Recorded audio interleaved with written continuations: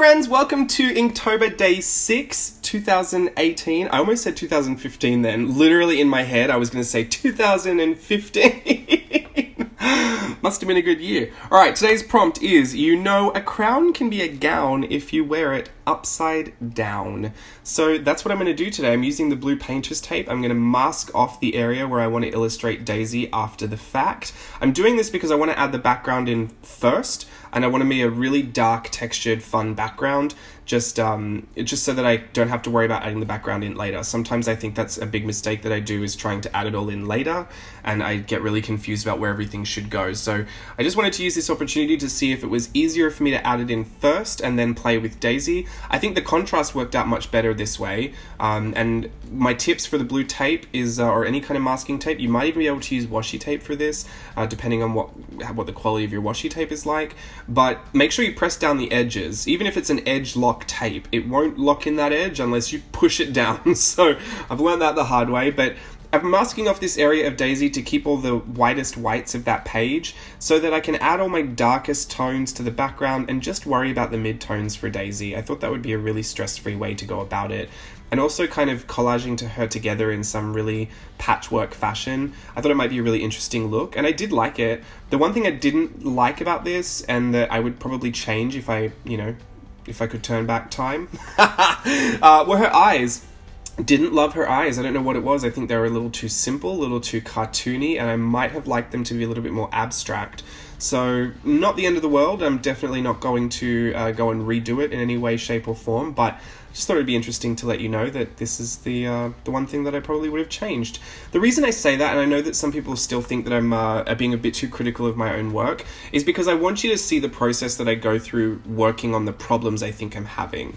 I don't want you to, you know what I mean? Like if I bring you a video and all of a sudden out of nowhere I'm like, yes, I fixed the problem I've had with the contrast. People will say, well, what problem were you having with the contrast? Because I've never talked about it before. So the only reason I'm being very publicly critical about the work is so that you can see where I'm taking the steps to fix the mistakes I think I'm having, or to work on the issues I think I'm having, and hopefully we can learn from some of that together, or at least it might make sense to you if I suddenly have this eureka moment where I figured something out, which might actually be very rare, but either way, we're leaving ourselves open to that. So I'm just going to put my background in first and then illustrate all over Daisy, just colouring her in with some of the light greys, and I think it turned out really fun. It was a really nice thing to do. I think the best thing about these prompts, not the best thing, but I think one of the good things about these prompts is that Daisy is, no specific size, she's no specific look, she has a few characteristics that are there, but she's also in no specific setting, and a lot of these things are so open, you don't have to really worry much about backgrounds. She can just be in front of something. So I would encourage you to maybe add a background before, if you're one of the people like me that struggle to add it in afterwards. See how that might be different for you. If not, totally up to you. Just my tips for the day. So I want to say thank you to everybody that has been asking the questions in the Facebook group and also that did on Instagram. I have saved all of them and I will endeavor to answer the most appropriate ones for YouTube. I'm going to say there's absolutely no way I can answer every single one of them, just because some of these things don't need to be public, but let's just go for one today that came up a bit, and it wasn't actually the most asked question, but I thought it was most interesting to start with because it's really hard to answer. So obviously I want to tackle that one today. It's kind of combined with a couple. The question is very simple but poignant. How do you get it all done? And I think it kind of relates to, can you walk us through a general work day? So I'm going to do that. I have done a video before, like a week in the work life. That's a very, I even said in that video, it's hard because there's no specific layout for the days that I have. It's all dependent on what other side projects I have going on, what period of the year that I'm in. Like if I'm in Inktober, obviously it's a lot more hectic video wise, but through Playtest Patreon it was a lot more hectic design wise, and then I had in-person workshops, so it was really hectic behind the scenes for that month. So yeah, I don't know, it's really hard to figure out a typical day, but I'm gonna walk you through the things that happen most often in a day, and let's just see if you can follow along with that, because I certainly can't. So anyway, I wake up in the morning, pretty late morning actually, about 10 o'clock. I set my alarm for maybe 8 or 9, but I hit snooze about 40 times. So I do get up a little later in the morning because I go to bed later at night. Just the way that I am, a bit of a night owl. I like when the world turns off because then everyone is quiet and I can just be about my own merry way in the studio. So that's when I tend to get a lot of my actual like playtime in, and my creativity and my me time is really, really late at night. But I will wake up in the morning and I'll generally check in with social media. I'll see if everything's fallen apart overnight. You never know, do you? You always just kind of, I mean, me personally, and maybe I'm just that much of a cynic, but I kind of expect the worst. And I just kind of check in with comments, likes, analytics, Insta stories, DMs, YouTube comments, Etsy questions. I'll see if there are any in there. I don't actually answer any Etsy stuff until Sunday or Monday. I do one big Etsy shipping day a week on either the Sunday or the Monday, and I do all Etsy related things on that day. So that is very consistent, but it's not like I do that every day. If I have more than like say 60 orders in a week, I will split it up into a couple of shipping days because I just find it very difficult to package like 200 orders all at once. It can be a little overwhelming. But I also do hire in help sometimes to fulfill Etsy shipping. So that's a really good thing that I've been doing lately, and especially with Playtest Patreon, it was way too much to do Etsy and the subscription box service. So I did have, I did outsource help for that as well, which you saw. It was Stella. Steve and Stella helped with that, so I was really, really happy about that. Anyway, so I'll wake up and I'll get into social media. I know that some people think that might be a really awful thing to do, but when you own a business that is social media based, it is essential to check in with social media, and I don't know why people wouldn't be doing it. That's just my truth. Obviously I wouldn't it wouldn't be my choice if I didn't have a business. I would kind of wake up a little bit more organically. I used to actually never have a phone. When I worked on cruise ships and out in Tokyo, I never had like social media obsessions. They were just, it was there. I was generally in the middle of the ocean somewhere, so we didn't have service unless you paid for it, and I couldn't be bothered spending that much money on internet. So yeah, I don't know, I was never huge into checking social media every 5 seconds, but ever since this has become my job, it is super essential to stay on top of that stuff. So I do start my day that way. I'll probably get 2 or 7 coffees going on, and then check in with my planner to see what I've got to do for the week and the month, like at a glance, and just kind of see which project I might want to take on today. Usually I'll be filming, and it depends. If I have a shorter filming session, like if it's an hour, say, of one thing, I might film again and do like another video. So especially around Inktober Day, like Inktober Day, not one day, but today, like days like this, you know, today I wake up, checked in with my social media, looked at my calendar, did an Instagram post, which involved a little bit of photoshopping. I also had to think about another project that I've got going on and kind of plan some stuff for that. I then checked back in with my social media again, had some breakfast. I then decided to edit all of the videos, all of the video footage that I have in my iMovie right now. And so all I have to do is add voiceovers to everything that I've got in here, which is very, very helpful for me to like batch edit all at once, because if I'm in the mood to do it, I might as well take advantage of that. And so that's why I don't really schedule stuff like editing. It's more, I will get to it in the day, and whatever I get to, I will get to. So I've just batch edited a bunch of stuff, which took like an hour and a half, 2 hours, which was really good. And after this, I will be back to filming 2 Inktober videos, because it's at the moment, it's still morning. So I've still got a lot left in the day.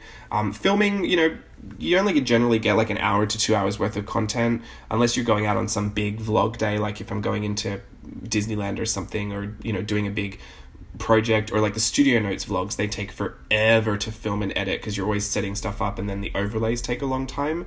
But for general videos like Journal With Me's and YouTube videos, like they don't take that long to film, because I mean, I don't know anyone that really sits down and films a 17-hour journaling page. Like, you know what I mean? It's generally like an hour and a half, 2 hours max. I feel like people sit down to film their videos. So if you factor that into a 9 to 5 day, you can get 2 videos done in a day. Depends on how long you work for, I guess. But either way, that's what I will endeavor to do after that. I will probably grab some lunch as I'm editing again, or maybe doing some Photoshop work. I have some other things that I need to be working on design-wise, some like little product things. So that will most likely take me a couple of hours to figure that out. And this is not factoring in any time, by the way, for like computer problems or or the fact that I might start using a program that I have no idea how to use. So just expect that, once or twice a week I'm dealing with some major technical issue because I'm very incompetent like that. But yeah, I'll probably be on the phone to FedEx again later today. That'll probably take an hour just to track down the washi tapes that were supposed to arrive a few days ago. They're now scheduled to arrive on Monday. They are the last part of my playtest Patreon Happy Mailer boxes for September. So hopefully they will ship out next week once I get the washi tapes. And after that, I will probably upload all the footage back onto the computer, do a lot of Photoshop work getting my posts ready for Instagram. So the Inktober pieces that will be coming out for the next few days, I'll have those just ready to go on my phone. That really helps me because I don't like to spend a lot of the day on Instagram or like jumping back and forth between desktop and phone and iPad and Photoshop and the scanner and the printer. Like I need to get it all kind of sorted all at once. So I find it, especially, when you're doing Inktober or any of these big everyday challenges, to batch edit or batch, create a bunch of stuff, it just keeps you so ahead of yourself. And that's why I feel like I'm able to get a lot more done, because I'm not doing it every day as it needs to happen, and I'm not double handling all the processes, if that makes sense. So after that, I'll do some photoshopping. I'll pretty much be over it by then, and that's when I get into a bit of a procrastination mode, usually halfway through the day, and if I've been on the computer for too long, which will probably drive me to go into Instagram Live, or perhaps go on my Insta story and do a couple of Insta stories, or do a lip sync extravaganza on Instagram. Do you know what I mean? Like that's when I start to go a bit crazy, and responding to comments as well. I might sit down on the couch and just respond to people's questions and comments on go on a liking rampage on Instagram. After that, it'll pretty much be nighttime, and if Steve's working, then I will just continue to work. If he's home, then I will say hello and maybe watch television or go out and run an errand or something. But for the most part, errands are what really takes up a lot of the day. Like if I have to go and get kitty litter or something, it's just shocking to me that I could lose an hour of my day like that. So try to keep all of the errands to like one day a week or something, and then back to the computer. If I can be bothered, I'll go back to the computer, but most likely as it gets more into nighttime, I'll start doing the stuff for myself.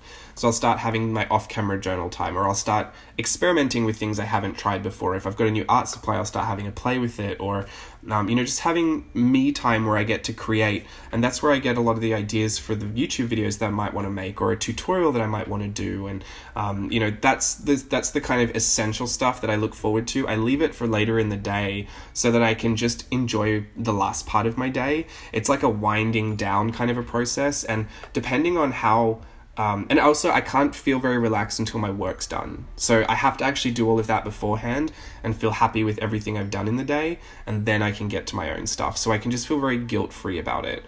So once I'm doing that, it depends on how long I feel like I want to do that for. Some days it's 30 minutes, and some days I'm in there until 2 o'clock in the morning, and it's hours and hours and hours of just playtime, and I'm on like 16 different tangents of 14 different ideas that I want to do, and it's some days are better than others for that, but I always make sure to schedule a bit of time for me in the day, whether that looks like just sticking like stickers in my planner, or just doing random doodles. And at this point, like right now, when I go in, I get my Copic markers out and I do the hashtag Little Raven Inktober prompts list, and that's been super fun. It's also something great that I get to share with everyone on Instagram as well, so we've been like double spamming everyone's Instagram feeds lately.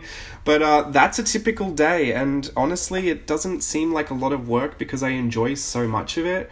I do feel exhausted, but it's exhausted in that best way where it's like, oh, I've done everything I can. Like it was a really great day, smashed it out, loved that, can't wait to do it all again. and you go to sleep and then you start all over again. And if you want to know where all of that work ethic came from, you can thank the 3 wonderful women that raised me, my gran, my auntie, and my mum.